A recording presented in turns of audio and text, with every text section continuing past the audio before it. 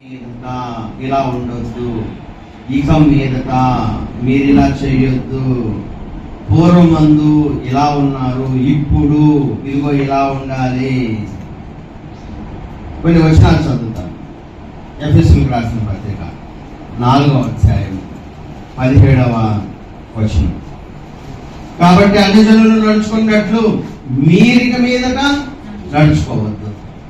మీరిక మీదట ఇక మీదట అంటే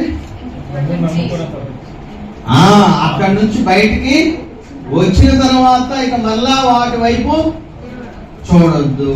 అన్ని జనుల ఇంతకుముందు అన్ని జనులుగా ఉన్నప్పుడు ఎలా ఉన్నారు అవన్నీ మనం కింద వచనాలు చూస్తాం. అంధకార మనసు, హృదయ కాఠిన్యము, అజ్ఞానము, జీవం కలిగి దేవుడి వల్ల కలుగు జీవముల నుండి వేరుపరచబడినటువంటి వారై ఉన్నారు. సిగ్గులేని వారు ఉన్నారు. నానా విధమైన అపవిత్రతను అత్యాశతో జరిగిస్తూ ఉన్నారు. కాముకత్వానికి అప్పగించుకున్నారు. లోకంలో ఇవేనని జరుగుతుంది. ఇప్పుడు ఎంత దారుణాలు, ఎంత దారుణం.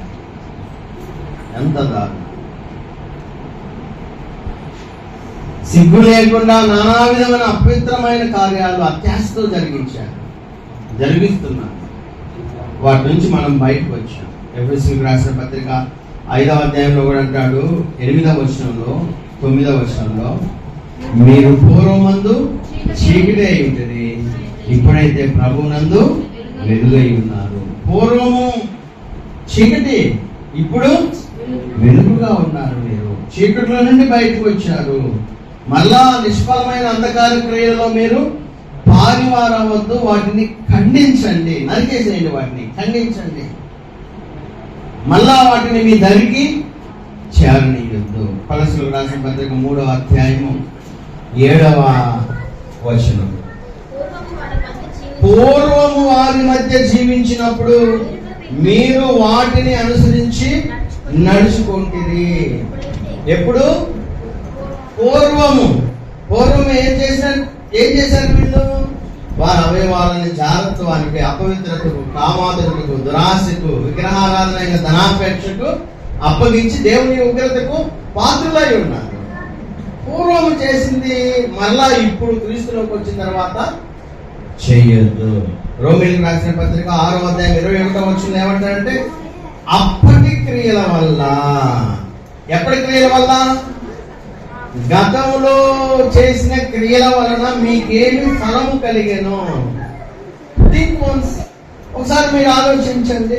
క్రీస్తులోనికి రాకముందు మీరు చేసిన పనుల వల్ల మీకు ఏ ఫలం దొరికింది? ఏ ఫలం వచ్చింది? ఏ మంచి దొరికింది మీకు? ఏమైనా మంచి దొరికింది అంటారా మీకు?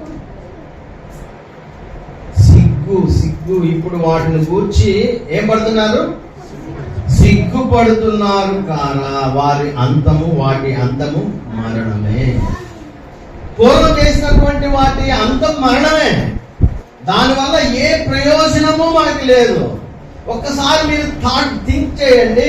గతంలో జరిగించినటువంటి పనుల వల్ల ఇప్పుడు మనం ఆలోచించుకుంటే సిగ్గు తప్ప, అవమాన భారం తప్ప, అంతే కదా. మంచి ఏమన్నా జరిగిందా? మంచి లేదు. కాబట్టి ఒక్కసారి అక్కడ నుంచి వేరే బయటకు వచ్చిన తర్వాత ఇప్పుడు మరలా వాటిని ఏం చేయకూడదు? ముట్టకూడదు. అదే కదా, అపవిత్రమైన దేనిని ముట్టకుడి, దాని యొద్ద నుండి తొలగిపోండి, కంప్లీట్ గా వేరైపోండి. ఇక అవేవి మీ జీవితాల్లో ఉండకూడదు. వాటి తాలూకా జ్ఞాపకాలు కూడా ఉండకూడదు. వాటి తాలూకా జ్ఞాపకాలు ఉంటే మనం క్రీస్తులో ముందుకు కొనసాగలేము.